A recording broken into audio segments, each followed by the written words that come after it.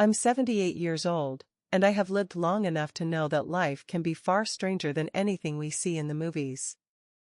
Today, I'm going to tell you 3 stories from my life, but there's a catch.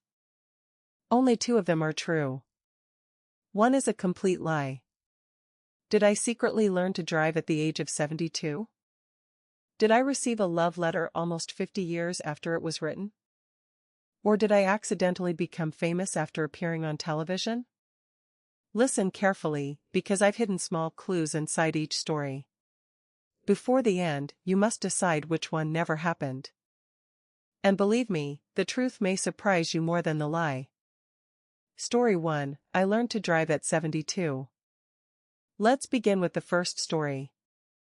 For most of my life, I never learned how to drive. My husband, Robert, drove us everywhere. He took me to the grocery store, medical appointments, family gatherings, and even our little Sunday trips to the countryside. Whenever he encouraged me to learn, I always found an excuse. I'm too nervous. The roads are too busy. I don't need to drive when I have you. He would smile and say, one day, you may surprise yourself. After Robert died, everything changed.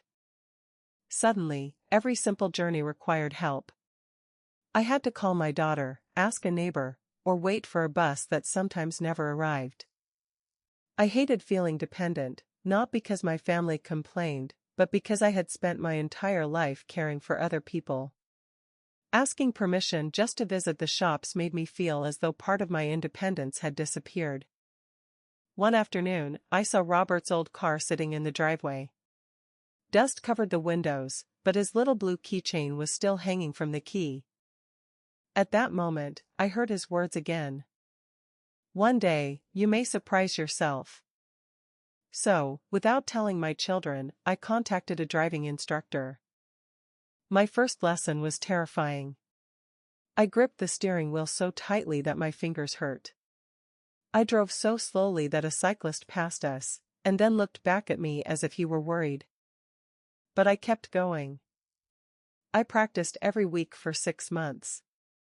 I failed my first driving test because I forgot to check a mirror. I went home, cried for 10 minutes, made myself a cup of tea, and booked another test. The second time, I passed. When I showed my daughter my license, she thought it was a joke. Then she hugged me so tightly that we both started crying.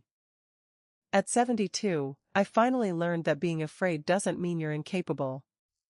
Sometimes it simply means you're standing at the beginning of something new. That was story number 1. Do you think it's true, or have I already fooled you? Story 2, the letter that arrived 50 years late. Now listen carefully to story number 2. When I was 19, I knew a young man named Daniel. He wasn't my boyfriend, at least not officially. We were close friends who were both too shy to admit that we wanted something more. Daniel had a gentle way of speaking. He remembered tiny details about people. If I mentioned liking a particular flower, he would somehow find one for me days later. Then his family moved away. This was long before mobile phones, email, or social media. We promised to write to each other, but after he left, I never heard from him again. For years, I wondered whether our friendship had meant as much to him as it had to me. Eventually, life moved forward. I met Robert, fell deeply in love, married him, raised 2 children, and built a beautiful life. Daniel became a distant memory, one of those unfinished chapters you occasionally revisit in your mind. Nearly 50 years later, my daughter helped me clear out my childhood home after my mother passed away. Behind an old wooden cabinet, she found a dusty envelope. My name was written across the front in Daniel's handwriting. The letter had slipped behind the cabinet before anyone opened it. It had been sitting there silently for almost half a century. Inside, Daniel wrote that he loved me. He said he had been too frightened to tell me before leaving. He asked me to write back if I felt the same way. I sat on the floor holding that faded piece of paper, feeling like I was 19 again. But strangely, I wasn't heartbroken. I had loved my husband. I adored the family and life we created together. I wouldn't have traded those years for another path. The letter simply answered a question I had carried quietly for decades. I had mattered to Daniel, too. Sometimes closure doesn't arrive when we want it. Sometimes it comes years later, when we are finally wise enough to receive it without wishing to change the past.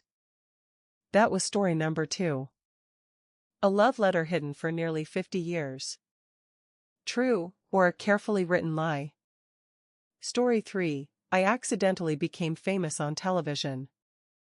Now for the final story. When I was 75, my granddaughter convinced me to attend a live daytime television program. I didn't want to go. I thought I would be sitting quietly in the audience, clapping whenever someone held up a sign.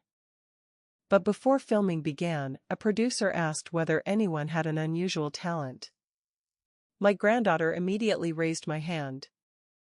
She told them I could recognize almost any song from the 1950s or 1960s after hearing only the first 2 seconds.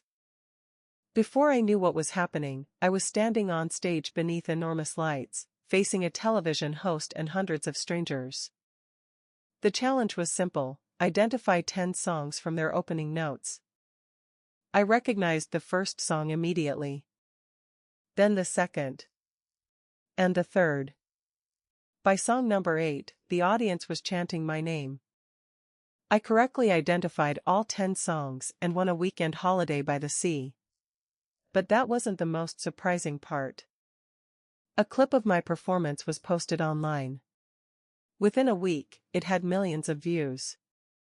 People started recognizing me in supermarkets and asking for photographs. For several months, strangers called me the music grandma. A local cafe even named a milkshake after me. My granddaughter loved every second of it. I, however, found it slightly embarrassing. I had lived quietly for 75 years, only to become famous because I remembered a handful of old songs. And that was story number 3. Did I really become the music grandma, or did I invent every detail? You've now heard all 3 stories. I learned to drive at 72. I discovered a love letter after almost 50 years.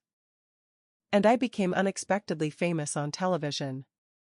Before I reveal the answer, pause the video and leave your guess in the comments. Write story 1, story 2, or story 3. Don't change your answer, and don't peek at anyone else's comment. Ready? The reveal. The lie is story number 3. I never appeared on a television game show, and sadly, no cafe ever named a milkshake after me. But that story was inspired by my granddaughter. She once recorded me identifying old songs while we were sitting in the kitchen. She posted the video online, and although it didn't receive millions of views, it did get far more attention than I expected. For an entire week, my family jokingly called me the music grandma. So there was a tiny piece of truth hiding inside the lie. But the first 2 stories really happened. I learned to drive at 72 after losing my husband, and yes, I failed my first test. And I truly found Daniel's letter almost 50 years after he sent it. That letter taught me something I have never forgotten: not every unanswered question needs to change your life. Sometimes receiving the answer is enough. How did you do? If you correctly guessed story number 3, tell me in the comments, and be honest. And if I managed to fool you, let me know which story you believed the most. Life doesn't stop surprising us simply because we grow older. Some of our bravest, funniest, and most meaningful chapters can begin when everyone else assumes our story is almost finished. If you enjoyed playing along, please like this video and subscribe to Aging Wisely for more heartfelt stories, life lessons, and reminders that growing older can still be full of unexpected moments. Until next time, take care of yourself, and never believe that you're too old to surprise yourself.